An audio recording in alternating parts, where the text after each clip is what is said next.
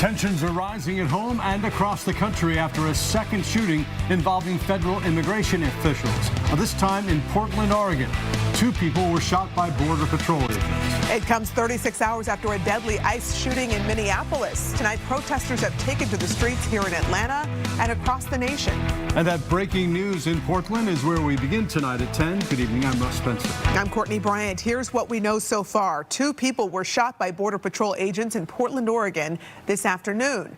The city's police bureau said the victims, a man and a woman, were sent to the hospital. There was no immediate word about their conditions. Homeland Security claims those 2 individuals were Venezuelan. Officials say both have ties to a Venezuelan gang. DHS says that the federal agents pulled them over. The agency says the driver then tried to run one of them over, and one of the agents opened fire. The FBI is now investigating. The city's mayor has called on ICE to halt all operations in Portland until that investigation is complete.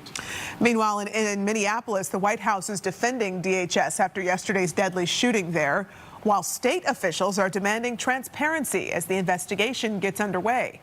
Vice President J.D. Vance insisted the shooting was justified, saying the victim was trying to ram her car into the ICE agent who shot her. But Minnesota officials and eyewitnesses dispute the administration's portrayal. Tonight, state investigators say they are being kept out of the investigation, saying they're no longer able to access evidence in the case. The White House is standing its ground. The president stands with ICE. I stand with ICE. We stand with all of our law enforcement officers. The president, to the vice president, to Kristi Noem, have stood and told you things that are verifiably false, verifiably inaccurate. They have determined the character of a 37-year-old mom that they didn't even know. Meanwhile, frustrations are reaching a boiling point in Minneapolis, with protesters unhappy with ICE's presence in the city as part of the Trump administration's crackdown on immigration. Governor Tim Walz has ordered the Minnesota National Guard to be staged and ready just in case. Well, backlash continues here at home, too. Tonight, hundreds of protesters marched through the streets of downtown Atlanta. They marched from the state capitol to the ICE field office on Ted Turner Drive. Fox 5's Rob Durienzo has been tracking the protests all day here in Metro Atlanta. Rob, what's the latest?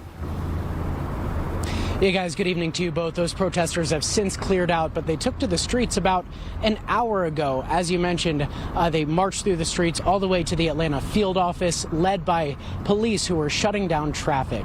All things remain peaceful. There were no arrests, but certainly a lot of emotion.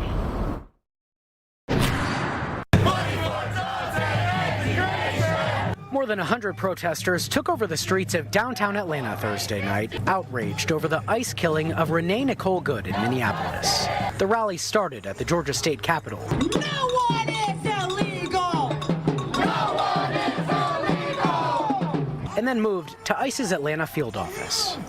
It's important for us to stand as people and express our voice. I don't believe that what's going on with ICE is constitutional.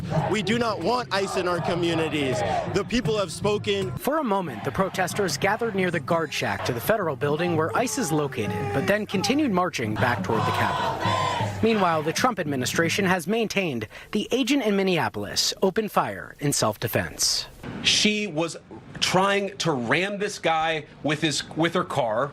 He shot back. He defended himself. The activists we spoke with reject federal officials' characterization of the incident.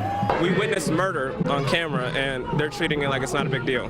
You have a woman who aimed her car at a law enforcement officer and pressed on the accelerator. Nobody debates that. I can believe that her death is a tragedy, while also recognizing that it's a tragedy of her own making. Throughout the march, Georgia State Patrol, the Capitol Police, and Atlanta Police were on hand. Earlier in the day, there was also another smaller protest outside ICE's Atlanta field office that drew a few dozen.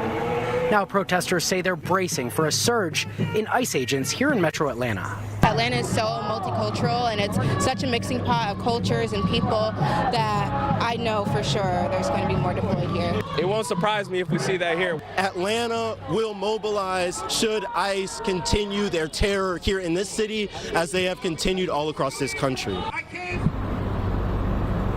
Now, guys, in the middle of the rally outside the Capitol earlier this evening, news broke about that shooting involving Border Patrol agents in Oregon. That news was met with a series of loud boos and even more chants against ICE and DHS officials. Now, these activists say that they remain resolute. They will continue fighting and organizing against ICE presence here in Metro Atlanta. That's the latest from here live in downtown Atlanta. Rob DiRienzo, Fox 5 News. And we can expect the protests to continue as well. Rob, thanks. Immigrant communities across Metro Atlanta are on edge because of the surge of immigration raids. Next week, DeKalb County Commissioner Ted Terry says he plans to introduce a resolution formally condemning what happened in Minneapolis and calling for the immediate withdrawal of tactical federal immigration enforcement operations in DeKalb County neighborhoods. If not, he says what happened in Minneapolis will happen again. Now we have an immigration action going after nonviolent immigrants that is causing terror in our communities, people to be unsafe, and U.S. citizens dying. And we just can't have that. We cannot have that. The result that happened will continue to happen if this administration continues to escalate. Terry says he plans to formally introduce the resolution at next week's commission meeting. For more on the shootings in both Minneapolis and Portland, head to fox5atlanta.com, where we have articles like this one breaking down all the latest developments.